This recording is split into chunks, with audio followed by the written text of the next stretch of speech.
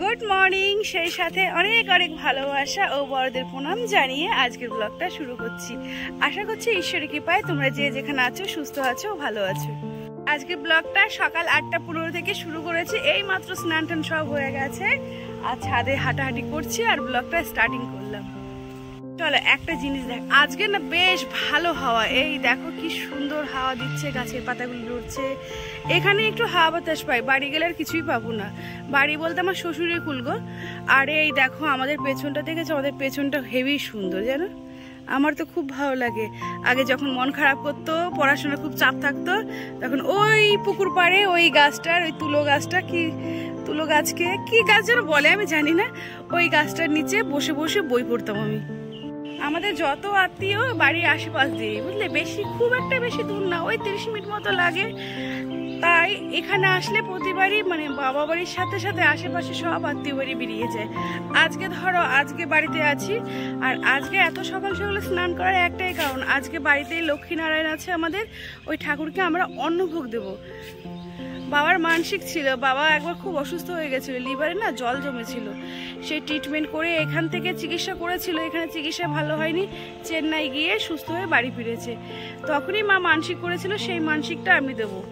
আর কি বলতো, আমার মা এতদিন দিতে পারেনি কেন, আমার মা না মানে বেশিরভাগ সময় অসুস্থ থাকে, একা একা অন্নভোগ আয়োজন করা ওনার কাছে বিশাল কঠিন ব্যাপার। আমি আসবো তারপরে, আর আমি আসতে গেলে ধরো মেয়ে আছে, মেয়ের পড়াশোনা স্কুল এইসব হ্যাডা ব্যাডা করে আমার তো আমার সময় মতো আসতে হবে। এসেছি তাই আজকেই দিয়ে দেবো। চলো তাহলে আর গল্প করছি না, এখন রান্নায় বসবো, মানে সরি ঠাকুরের ভোগ করতে বসবো। আর এই দেখো, এইটা আমাদের ছাদের উপরের কাঠের উনুন। আমার বাবা বাড়ি কিন্তু ওই গৃহস্থ বাড়ি বলে না, সেই গৃহস্থ বাড়ি, বুঝলে, জমি জায়গা, আগে গরুও ছিল, এখন অবশ্য নেই, এখন মা পারে না, সব কিছু আছে। আর আমার শ্বশুর বাড়িতে এইসব কিছুই নেই। আমার আবার বাপু কোনোদিনই ইচ্ছে ছিল না গৃহস্থ বাড়িতে বিয়ে হওয়ার, ইচ্ছা কোনো শখ আমার ছিল না। ভালোই হয়েছে, যেখানে আমার শখ ছিল সেখানেই আমার বিয়ে হয়েছে। যাই, এখন পুজোর কাজ করতে শুরু করে দিয়েছি। ভাজাভাজিগুলো করতে হবে, আগে ধুয়ে এবার কেটে নিয়েছি। আর এই দেখো সমস্ত কেটে নিয়েছি, আর একটু লাল শাক নিয়েছি কেটে। লাল শাকটা আমি ইচ্ছে করে অল্প কেটেছি, কে খাবে বলো, খিচুড়ির সাথে লাল শাক তেমন চলে না, ওই যে ভোগে দেবো তো। তারপরে ওপরে গেলাম আর সবজিগুলো নুন হলুদ মাখিয়ে গেছি। তারপরে দেখছি হ্যাঁ রং অনেকটাই হয়ে গেছে, আর ভালোই হলো। আমিও দেখলাম আর বসে বসে একটু ক্যামেরাও করলাম। তোমাদের সাথে শেয়ার না করলে পেটের ভাত হজম হবে না আমার। আর এই দেখো পুরনো ঠাকুরটা দেখবে, এই দেখো কি সুন্দর করে ফেলেছে, দেখে না মনটা পুরো জুড়ে যাচ্ছে গো। তারপরে নিচে চলে আসলাম, বেশি দেরি করলে তো হবে না, না ভোগটা দেওয়াও দেরি হবে। রান্নাঘরে ঢুকে মা অন্নপূর্ণাকে একটু প্রণাম করে মনে মনে যা বলার ছিল বললাম, বলে রান্নাটা বসিয়ে দিলাম। জানি না ভোগটা কেমন হবে, কিন্তু খুব মন প্রাণ দিয়ে চেষ্টা করব ভোগটা ভালো করার। তারপরে ওই যে আমাদের হাতে তো কিছু থাকে না, ঈশ্বরের কৃপা থাকলে সবই ঠিক হবে।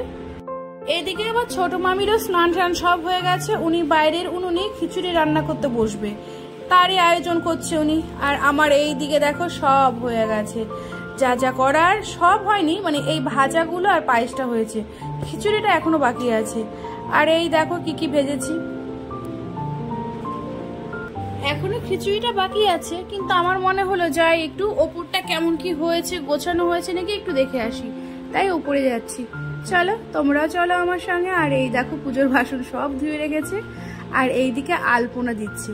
আর তোমাদের বলেছিলাম না আমাদের বাড়িটা খুব রাস্তার ধারে, এই দেখো দেখেছো একদম রাস্তার সাথে। আর এই যে আমাদের আশেপাশে বাড়িগুলো। আর এই দিকে এসে দেখছি মা ঠাকুরটা সাজাচ্ছে ফুল মালা দিয়ে, আর কেমন লাগছে দেখতে, নিশ্চয়ই ভালো লাগছে। এখানে কেউ খারাপ লাগছে এটা বলতেই পারবে না। আশা করছি নেগেটিভ কমেন্ট কেউ ভগবানকে নিয়ে করবে না, ঠিক তো। আর এই দেখো আমার মেয়ে দিচ্ছে আলপনা, বোকাটা আলপনা দিচ্ছে, আলপনা দিতে গিয়ে মানে তিলক দিয়ে আলপনা দিচ্ছে এটা জানতোই না, তাহলে বোঝো এখন হা করে আছে। বললাম তুই কি দিয়ে আলপনা করছিস রে, বলছে কেন ফেব্রিক দিয়ে। আমাদের ওপরে না ঠাকুর ঘরে এত গরম তুমি ভাবতে পারবে না, সরি তুমি বললাম, তোমরা ভাবতে পারবে না। পাখা নেই তো ঘেমে অস্থির আমি। একটু ফ্যানের তলে আগে বসবো, বসে তারপর আবার খিচুড়ি বসাবো। দেখলাম মার হয়ে গেছে, খুব একটা তো বেশি হয়নি। আর এই গোবিন্দ ভক্তের খিচুড়ি করতে একদমই সময় লাগে না। এই দেখো একবারে একটু সবজি, কাজু, কিশমিশ, বাদাম সমস্ত কিছু একবারে দিয়ে ভাজা ভাজা করে নিচ্ছি। তারপর একটু গোবিন্দভোগ চাল ঢেলে দেবো, জল দেবো, ব্যাস একটু জিরে গুঁড়ো, ধনে গুঁড়ো, একটু ঘি, মিষ্টি, হয়ে গেল। ওদিকে আবার মামিমা খিচুড়ি বসিয়েছে।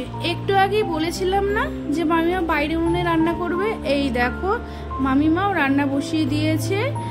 আর কি, আর চাপ নেই আমাদের, মামিমা রান্না এবং তরকারি না ঘ্যাট বলে সেটা করে নেবে। আর আমার ছোট মামি হতে পারে, বয়সে ছোট হতে পারে, কাজের দিকে কিন্তু এক্সপার্ট। যাই হোক, মামিমাকে একটু ক্যামেরা করা হয়ে গেল। এবার যাই, আমার খিচুড়ি কিন্তু গ্যাসে ফুটছে, দেখে আমার খিচুড়ি কি অবস্থা। না, আমার খিচুড়ি কোনো অবস্থায় নেই, টকবক টকবক করে ফুটছে, কোনো প্রবলেম নেই। প্রায় হয়েও আসলো, আর 15-20 মিনিট হলেই যথেষ্ট হয়ে যাবে গো। বেশি করে দাও গঙ্গা জল, শুদ্ধ করো। এই তো এইমাত্র রান্না বাড়া কমপ্লিট হলো। রান্না বলতে দেখলেই তো কোন রান্নার কথা বলছি, বুঝেও গেছো। আর এখন চুলগুলো শোকাবো, একটু বসে ফ্যানের তেলে চুলগুলো শোকাই। কি করবে আবি? তুমি জল খাবা? হয়েছে বনর, হয়েছে সব কাজ ওপরে। 4 বাজে, খিদে লেগেছে। সকাল এখন রান্না বাড়া গেছে, রান্না বাড়া হয়ে গেলে আর এই দেখবো আর খাওয়া দাওয়া শুরু হয়ে যায়। যাই, ফোন আছে, ফোনটা তুলি একটু।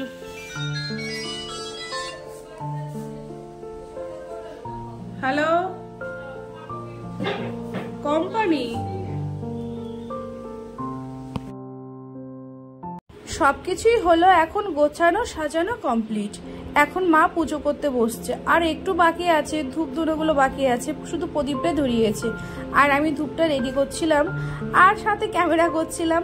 আমারও একটু পুজো করার ইচ্ছে ছিল, কিন্তু কি জানো তো, ওই মামিমা রান্না করেছিল খিচুড়ি, একটু টেস্ট করতে দিয়েছে। আমি আবার না নুন ঝালটা খুব ভালো বুঝতে পারি, আর ওটা টেস্ট করতে গিয়েই ব্যাস মুখটা এঁটো হলো, আর পারলাম না। সে যাই হোক, মার মানসিক বাবার জন্য দিচ্ছে, এটাই যথেষ্ট। পুজোটা হয়ে গেল। মার আবার একটু ইচ্ছে ছিল ব্রাহ্মণ ডাকার, কিন্তু ব্রাহ্মণ আসলে সে কখন আসবে, পুজো করবে। তাছাড়া এটা তো মানসিক ছিল মার, অসুবিধা নেই। তবে শেষমেশ বললো আমি নিজেই দেবো। আমি বললাম ঠিক আছে, ওটাই করো, ভালো হবে। সকাল থেকে তো রান্না বাড়া হয়নি, সকাল থেকে শুধু ভোগের আয়োজনই চলছে। মা প্রতি বছর এই সময় আম দুধ দেয়, আর এবার অন্নভোগটা দিয়েছে কেন সেটা তোমাদের কিন্তু একটু আগে বলেছি।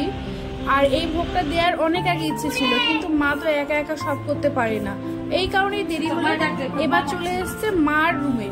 মার রুমে এবার মা মনসা আছে। এখানে একটা টেবিল আছে, টেবিলের উপরে মা মনসাকে রাখা হয়। আর মা এখানে এখন মালাটা পরিয়ে নিল, আর যে ভোগটা করেছিল একটু একটু করে সব সাজিয়ে দিচ্ছে। এখানে এখনই পুজো হয়ে যাবে, আর পুজো হওয়া মানেই তো প্রসাদ খাওয়া শুরু হয়ে যাওয়া। আরে খিদে প্রত্যেকেরই লেগেছে, আমার এই ছোট মেয়েটা ও এখনো খায়নি। যাই হোক, পুজো তো মোটামুটি হয়ে গেছে। মা চারিদিকে ধুনোটা দিয়ে দিচ্ছে, ব্যাস আর কিছুই নেই, পুজোর কমপ্লিট। আর সেই সময় আমি দেখলাম আমার রুমে একটা ঘুঘু পাখি ঢুকেছে। আহারে বেচারা বেরোতে পারছে না। আমি একটু ক্যামেরা করছিলাম বলে জানলাটা খুলে দেইনি, কিন্তু আমি এখনই খুলে দেবো গো, ওকে মুক্ত করে দেবো। টাটা। ওকে আটকে রেখে মজাও দেখবো না, আর এমন অন্যায় কাজও আমি করবো না। মুক্ত করে টাটা করে বিদায় জানিয়েছি। আর এখানে এসে দেখি মা প্রসাদ রেডি করেছে, আর আমাকে বললো সামনের বাড়ি কাকিমাকে দিয়ে আয়। আমি বললাম দাও, খিদে তো আমারও পেয়েছি, যাই দিয়েই আসি। যখন মা বললো এই সামনে বাড়ি বেলা কাকিমা আছে, ওনাদের বাড়িতে যাচ্ছি। আর পাশে যে রিনা কাকিমা আছে, রিনা কাকিমার ভিডিও কিন্তু আমি গতদিন শেয়ার করেছিলাম, ওই কাকিমা নিয়ে গেছে প্রসাদ। এসেছিল তো, ওনাকে আর বাড়ি যেতে দেয়নি, আটকে রেখে একবারে প্রসাদ দিয়ে দিয়েছি। আর এই দেখো কলা পাতায় আমরা সবাই এখন খেতে বসেছি। কলা পাতাটা আমি কেটেছি আজকে। বাড়িতে আসলে আমি অনেক কাজই করি, কিন্তু এখন আর সময় হয় না গো। ওই বসে বসে না ভিডিওগুলো এডিটিং করি, ফোনের কাজগুলো করি। মা দু এক সময় রেগে যায় বুঝতে পারি, কিন্তু কি করব বলো, এই কাজগুলো তো আমাকেই করতে হবে। হয়ে গেল আমার প্রসাদ খাওয়া কমপ্লিট। এখনো বাকি আছে মামিমারটা খাওয়া, ওটা পরে খাবো গো। উপোস পেটে না একসাথে বেশি খেলে ভালো লাগে না। আর এই দেখো এক হাঁড়ি খিচুড়ি, আর এইদিকে মামিমা ঘ্যাটি রান্না করছে, ঘ্যাটি। আর এই দেখো ধুয়ো আগুন, উনুন, কিন্তু মামিমার কোনো অসুবিধা নেই, কারণ বাড়িতেও কাঠের উনুনেই রান্না হয় তো। কিন্তু আমাকে একবার দাও, আমি রেগে ঠেকে অস্থির হয়ে যাই। মামিমার ঘ্যাটি ওপেন করেছে, এই দেখো দেখতে পাচ্ছ। আচ্ছা ভালোই হবে আশা করি, মামিমা ঘ্যাটটা ভালোই করে গো। এই অল্প বয়সে এত কিছু শিখেছে, এটাই যথেষ্ট গো। বয়সে কত ছোট আমার থেকে জানো, সে যাই হোক বন্ধুরা, অনেক গল্প করেছি, আগামী দিন আরও গল্প হবে। এখন আর ভিডিওটা লং করব না। আর যারা এতক্ষণ তোমাদের মূল্যবান সময় আমাকে দিচ্ছ তাদেরকে জানাচ্ছি অসংখ্য ধন্যবাদ। তোমরা সকলে ভালো থেকো, সুস্থ থেকো। আর ভিডিওটা ভালো লাগলে লাইক, কমেন্ট, শেয়ার করতে একদম ভুলো না।